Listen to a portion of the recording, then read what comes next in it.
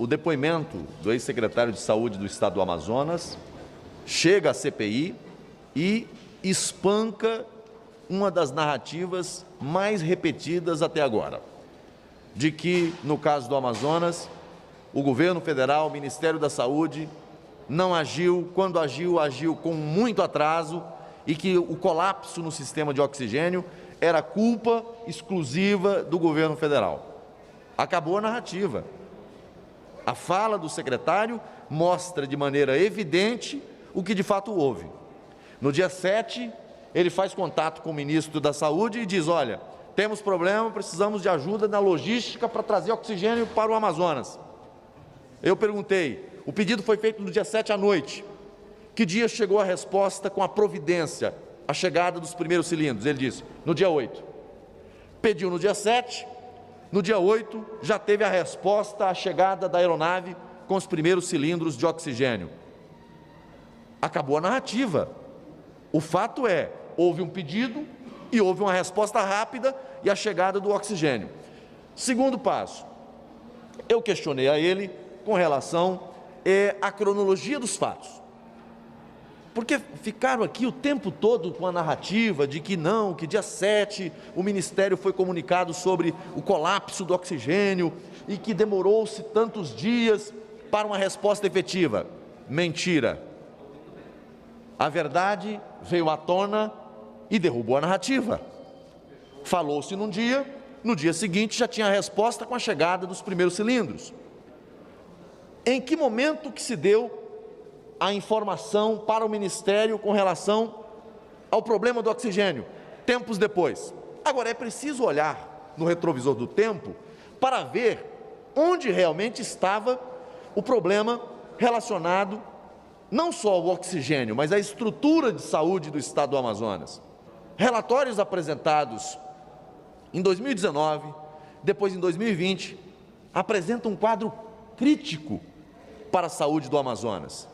Hospitais abarrotados, pacientes sendo atendidos em macas, pacientes com falta de atendimento. Isso denunciado pelo Conselho Regional de Medicina, Sindicato Médico, tantas outras entidades. E aí, quando começa a pandemia, a rede hospitalar, tanto da atenção básica quanto de média e alta complexidade, está com problema. Falta estrutura no interior, falta estrutura na capital, a Prefeitura de Manaus não tem um hospital de referência, um pronto-socorro de referência, e aí vem a pandemia. E aí começam as sucessões, começa aí a sucessão de erros administrativos. Falta de planejamento, falta de cuidado com a vida das pessoas, falta de iniciativa do Poder Executivo.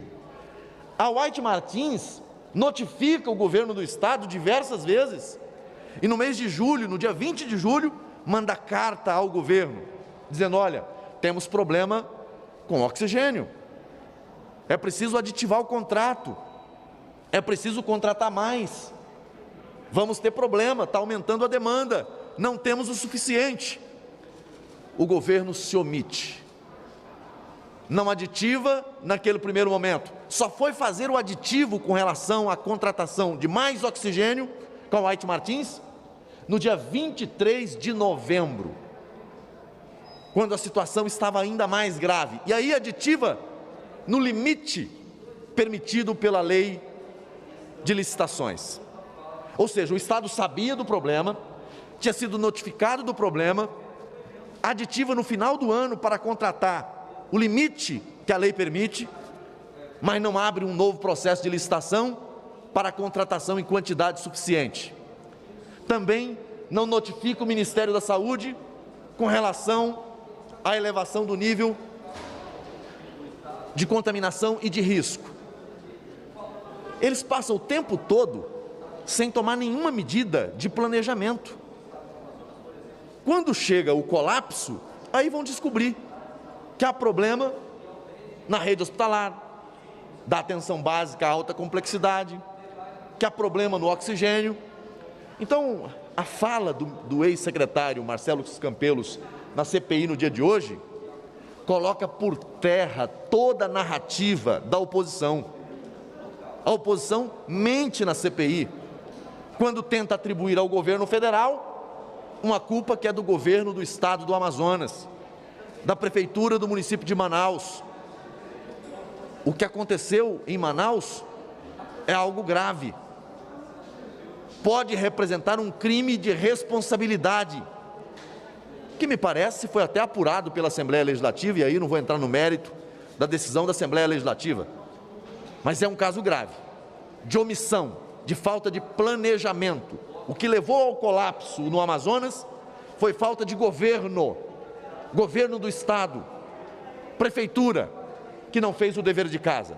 E no dia de hoje, o depoimento do secretário Marcelo Campelos jogou por terra as narrativas falsas de acusação ao governo federal. Quem deu socorro ao estado do Amazonas, quem levou resposta efetiva ao estado do Amazonas foi justamente o governo federal. É o que ficou claro. Espero que a oposição vire essa página e procurem outra narrativa, porque essa não se sustenta mais.